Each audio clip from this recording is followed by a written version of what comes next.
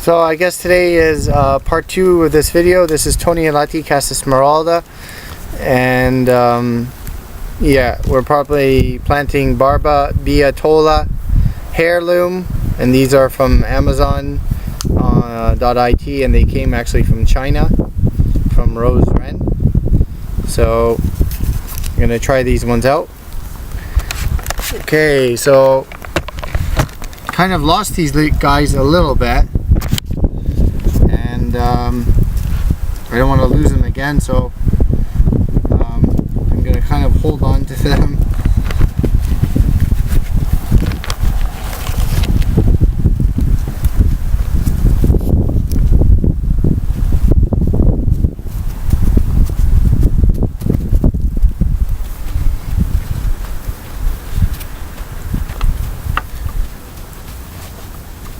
I don't actually like using these seed flats, but I like planting right into the vases of the ground, but I'm out of planting space really, and as I said, I am kind of skeptical. I want to see exactly what September will roll out for me, because if I know the pumpkin will come through, and I probably will have to build something for the pumpkins, but anything else, pumpkins, potatoes, that sort of thing, I still can grow outside here.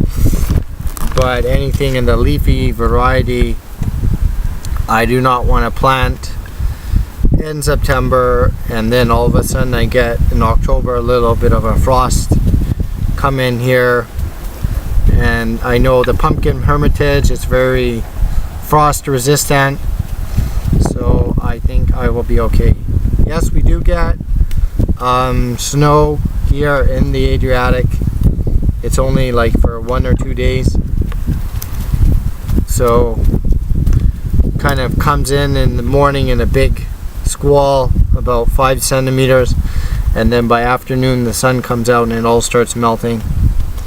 So, or it will be like last year, where it just was a really hot summer, which it has not been, because this summer, and we're just at the tail end of it too, there has not been a day over 40 degrees Celsius yet this summer.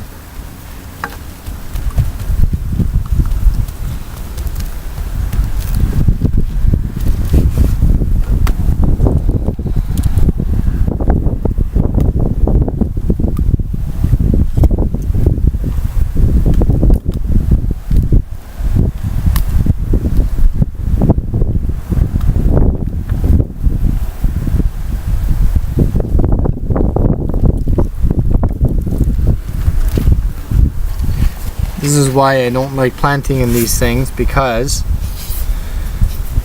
you have to play around with them. And there's professional people who do this for a living. They have these professional planters and everything.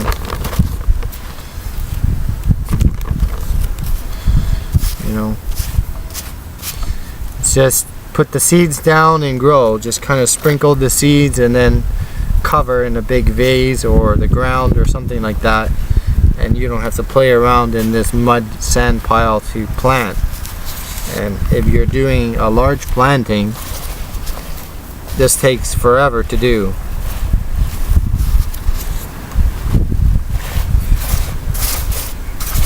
But the results are possibly better. It depends. This really depends on. Really got to get them nice and firm.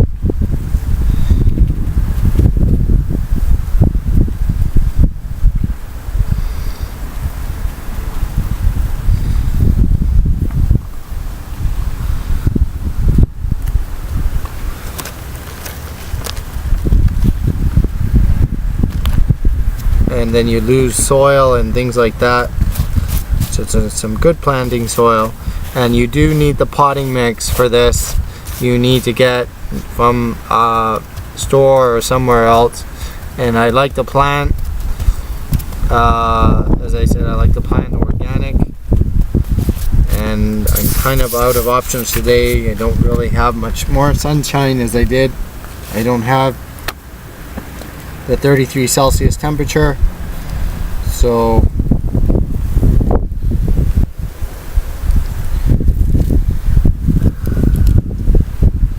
I'm gonna make little indentation pods here where these guys can germinate.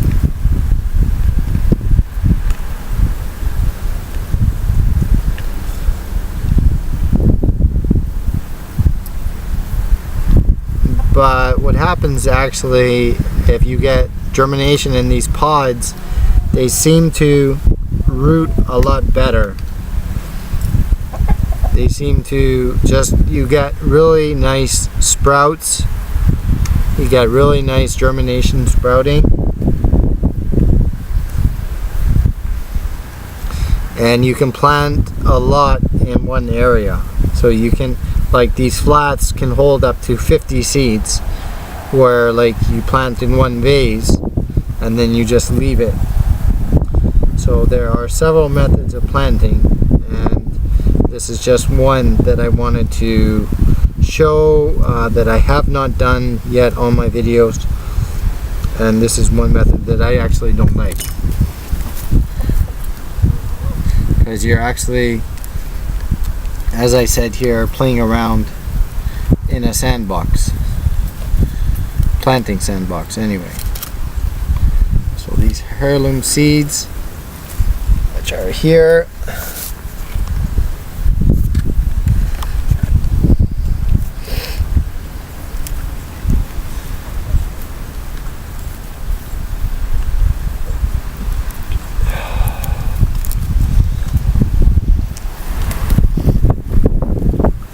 food is food. So we got, kind of try not to touch the seeds because they have nature's coating on them.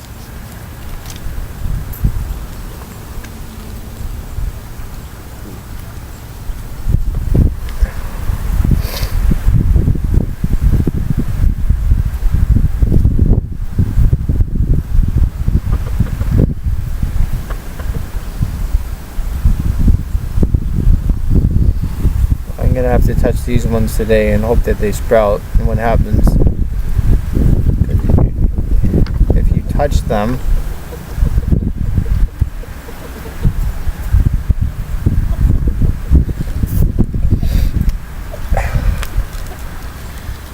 you might end up crushing the seed and then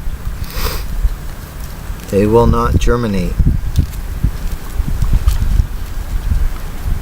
But this is not a very good package, the way this whole entire thing was packaged here and everything, because normally you get it in the regular size packaging where you can just touch it with your finger, but obviously today not. So I'm gonna do like that, and I'm gonna possibly do 2 seeds per pod.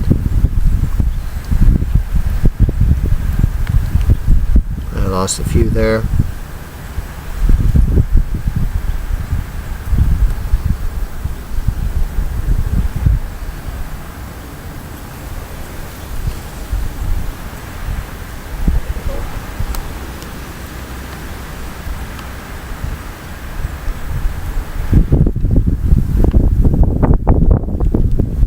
Now the wind is blowing and I gotta hold these seeds in my hand.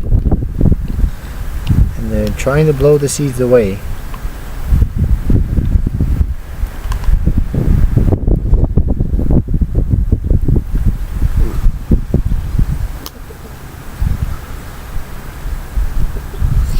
And I love this radish. It's just something to do in the winter time.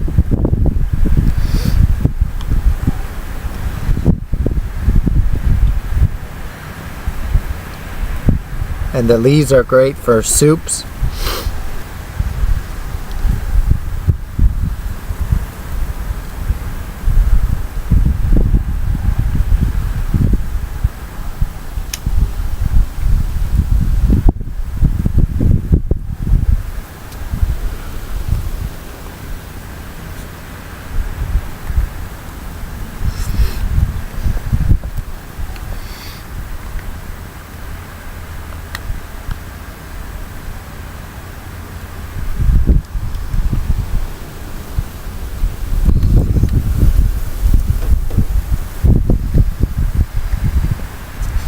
So I have some more here.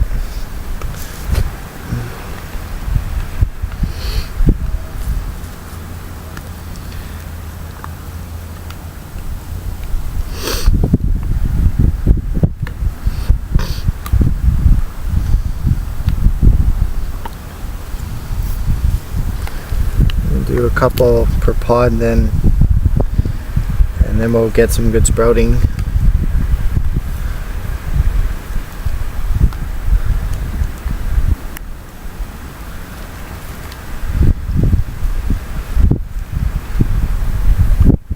Gotta be really careful if you're holding them and you don't crush the seeds at all.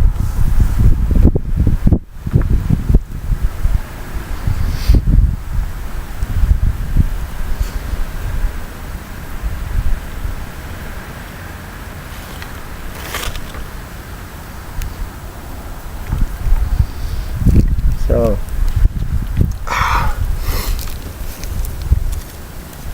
more in the package? No. So there's a few more than expected. I could have probably put them in another flat, but plants seem to grow and die off. What I've noticed here is that if one plant grows and the other one sort of then the other one sort of die off, and they give the other ones the nutrients that they need to grow, and then the superior plant just ends up growing itself.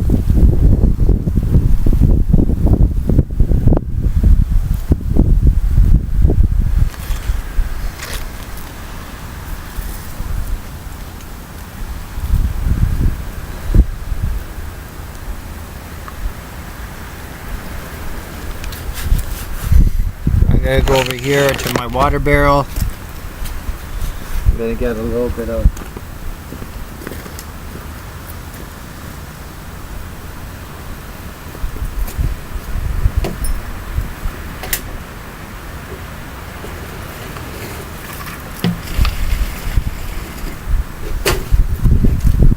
just get a little touch of rainwater on this.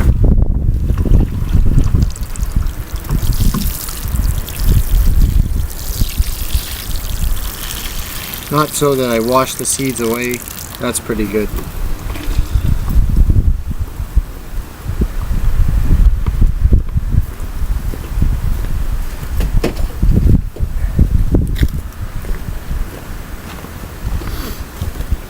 And then I'm gonna put it in my greenhouse.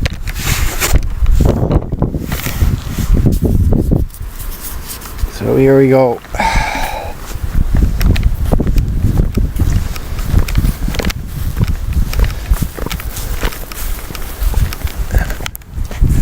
And a spot that I know will grow me radishes. So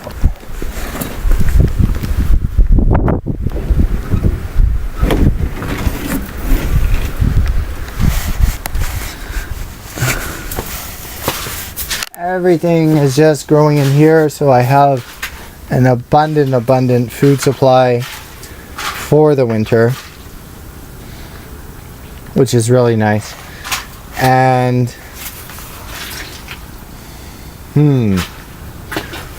this sprinkler here seems to be pretty good, and the bananas are growing pretty good, so I'm just gonna leave them here. And I got this jet sprinkler here. He kind of goes down here because he's going good here on the on the shard.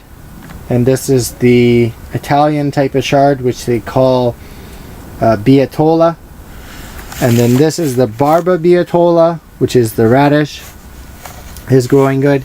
And then, as I said, a week and a half ago, I planted the flamboyant 3-finger radish, and it is just coming along like crazy. See, because like I planted it outside in the bins here on the pallet bins, and it did not come, and I can possibly make something with a small salad tonight or something if I want a salad. So this is really only a week and a half of growing, and then I'm hoping that something will sprout here like that. These Barbabietolas, they kind of, you can keep them all winter long. I think they're like 4 or 5 months or something like that. You're gonna have food for about 4 or 5 months long, so I'm really stoked about that. And then I got to get on to planting the fennel, which is the next thing, and I think I'm just gonna replant the fennel in here. And out of 4 vases, I was able to make excellent soups and chicken soups and chicken and sort of like soupy type meals and like hot meals out of this fennel all winter long. It would be nice to have a fennel bulb or something like that.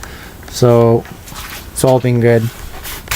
But an astounding summer growing season, only in my 3rd summer here, or at 2 years. So two years ago there was nothing here, and I'm just really happy the way everything sort of turned out. So the ants kind of came around, and they really attacked these squash here, the long leaves. As you can see here, they did. And I just ripped, like what I did was I just ripped the leaves off, actually, because there's a lot of plant, and then sort of they went away. And there was like yesterday and this morning it got up to like 39-40 degrees Celsius in here, so it's pretty warm in here. The door is open, and I want to keep this door closed. Actually, I want to keep the warmth in here, because all these plants here in the Adriatic, they like to grow off of warmth. They do not like this cold, rainy weather, like this Canadian type of weather that has been going on here, right? So, and the Roma tomatoes I've been eating off there. I have not made a pasta yet. I've just been eating them. It's been really good. And this butternut squash and more pumpkin. It's only 1 and 2 has sprouted, so kind of disappointing. But it's, as I said, like the pumpkin did not come in the natural garden. It did not come till like after, it was almost like 15 days. It was like over 2 weeks, and then I finally saw pumpkin, and I think I'm only at about 2 weeks or something. So some sprouted. And then maybe it's because I don't have the sprinkler in here, the automatic irrigation. I don't know. It just is sort of kind of going.